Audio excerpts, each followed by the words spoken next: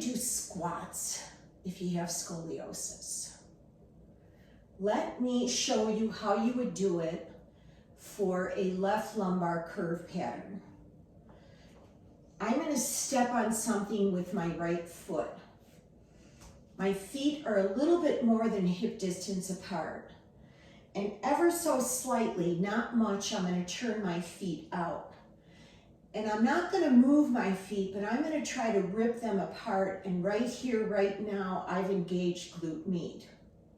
I'll put my tight jeans on, which means zippering up visually from my pubic bone to below my navel, pulling my navel to my back spine, then pulling the navel at my back spine up into my diaphragm.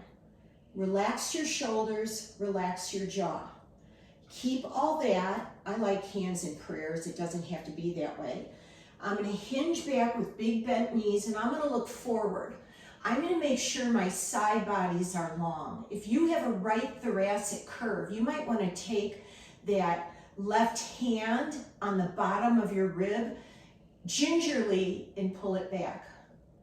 And then I want you to stand, putting more weight in the heels, and just stand up straight.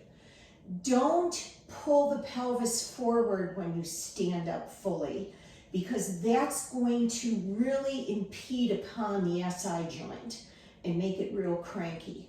So I like to do everything slow. When I do it slow, this is how I teach my students. So I would come down in a 4 count.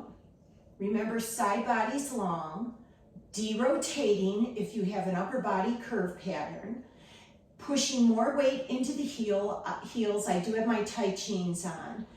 And I stand up without thrusting my pelvis forward. I like to do a 4 count down. I use more muscle mass if I do 4 count. And I like to do a 4 count up. I use more muscle mass if I do a 4 count. So I don't teach anything fast. I teach everything in a 4 count. What I don't recommend for lower body weight training if you have scoliosis is like a moving lunge. I don't recommend that, because if the pelvis isn't square,